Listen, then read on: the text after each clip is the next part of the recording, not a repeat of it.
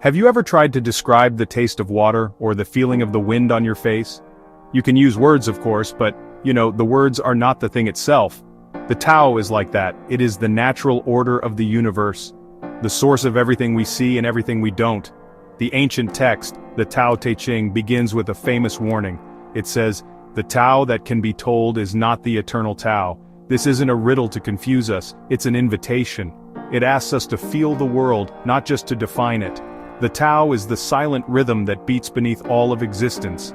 This ancient book, written by a sage named Lao Tzu, doesn't give us rules to follow, it offers us poetry. It presents us with ideas that feel both simple and endlessly deep. Think of it as a cosmic map, but one without any roads drawn on it. The map doesn't tell you where to go. Instead, it helps you understand the landscape you are already in. It points to the flow of life, the great current that carries everything along. We are all part of this flow, whether we realize it or not. The Tao is not a destination we must reach, it is the journey we are already on, right here, right now. Understanding the Tao is less about learning new facts and more about unlearning our need for control. We live in a world that loves answers. We want clear instructions and predictable outcomes. But honestly, the universe is not always so neat. The Tao Te Ching suggests that the greatest wisdom comes from accepting this mystery. It asks us to let go of our tight grip on life. It wants us to simply observe, to listen, and to feel the way things naturally unfold. It is the space between the stars, the silence between musical notes. It is the unseen force that turns a tiny seed into a mighty tree. This is a profound shift from how many of us are taught to think. We are often encouraged to strive, to push, and to conquer. The Tao suggests a different way. It whispers that true power is found not in force, but in harmony. It's about aligning ourselves with the great cosmic dance instead of trying to lead it. The Tao is the ultimate mystery, but it is not a distant one. It is as close as our own breath. It is the simple, unspoken truth that holds everything together. We can't name it perfectly, but we can learn to walk with it. One of the most powerful ideas in the Tao Te Ching is something called Wu Wei. This is often translated as effortless action. But it does not mean being lazy or doing nothing at all. It means acting in a way that is so natural, so aligned with the moment, that it feels like you are not acting at all. Imagine a skilled boatman navigating a river. He doesn't fight the current, he uses its energy.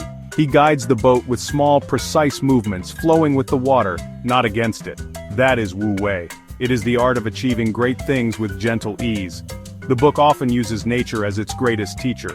It tells us to be like water. Water is soft and yielding, yet it can overcome the hardest stone. It flows to the lowest places, which we might see as humble, but in doing so, it nourishes all life. Chapter 8 says the highest good is like water.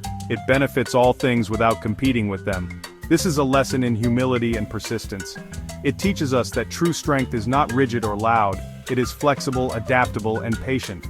By learning from water, we learn how to navigate the challenges of our own lives with grace. Another key theme is the power of simplicity and the usefulness of emptiness. We often focus on what we can gain, what we can fill our lives with, but the Tao Te Ching points to the value of what is not there. Chapter 11 gives us a beautiful example. It says we join spokes together to make a wheel, but it is on the space where there is nothing that the usefulness of the wheel depends. A cup is useful because it is empty. A room is useful because of the empty space inside. This teaches us to appreciate stillness, to find value in simplicity, and to make room in our lives for peace. These ideas are woven together with paradoxes, statements that seem to contradict themselves, but hold a deeper truth. The softest thing in the universe overcomes the hardest thing in the universe. Or, the greatest leader is the one the people barely know exists. These are not just clever phrases. They are designed to stop our logical minds and open us up to a different way of seeing reality. They challenge our assumptions about success, power, and knowledge. By sitting with these paradoxes, we begin to understand that life is not always black and white. True wisdom embraces the gray areas. In our modern world, we often measure success by how much we can achieve. We set goals, we make plans, and we work hard to control the outcome. This is the Western way of thinking, focused on doing and becoming. The Tao Te Ching offers a powerful alternative. It suggests that our relentless pursuit of goals can create stress and resistance. Instead of pushing forward, it advises us to step back. It is a philosophy of being, not just doing. It asks, what if the best way to achieve something is to stop trying so hard? What if true power lies in letting go? This is a challenging concept. We are taught that effort equals results. The Tao Te Ching does not deny the need for action, but it redefines what effective action looks like. It is action that arises from a place of calm and clarity, not from a place of anxious striving. Think of a gardener. A good gardener does not force a plant to grow. She cannot pull on the stem to make it taller. Instead, she creates the right conditions. She provides good soil, water, and sunlight. Then she trusts the natural process of growth. This is the Taoist approach to life and leadership. The book is not a step-by-step guide for how to live. It is not a self-help manual with a 10-point plan for happiness. It is more like a collection of poems or reflections.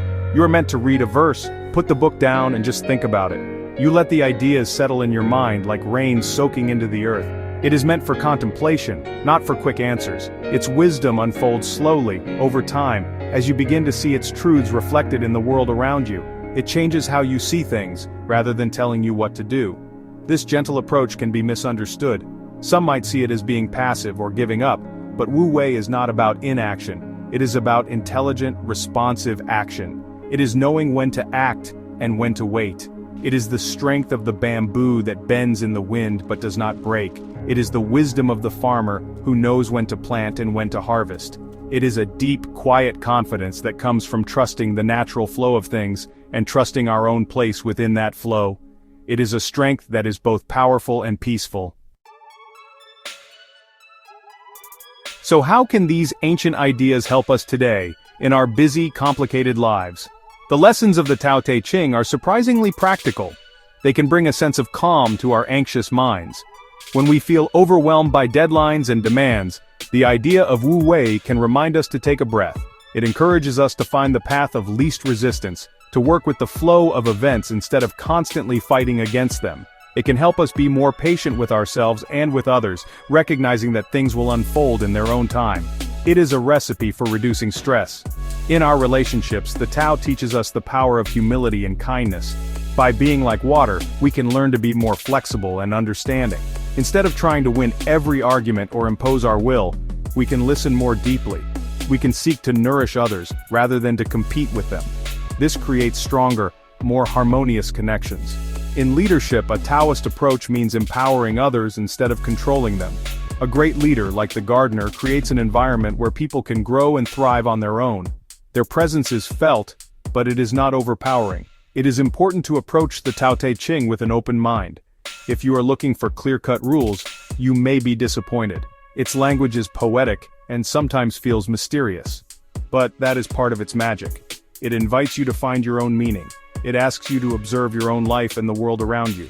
Do not rush through it. Read a small piece and carry it with you throughout your day.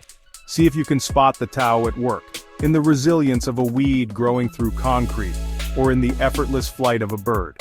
Ultimately, unlocking the secrets of the Tao is not an intellectual exercise. It is a journey of the heart. It is about letting go of our need to have everything figured out. It is about becoming more comfortable with mystery and uncertainty. The Tao Te Ching doesn't give us a map to a hidden treasure. Instead, it shows us that the treasure is the path itself. It encourages us to walk that path with a sense of wonder, peace, and quiet confidence. As we learn to trust the flow, we may find that we arrive exactly where we need to be, without ever having to force our way there.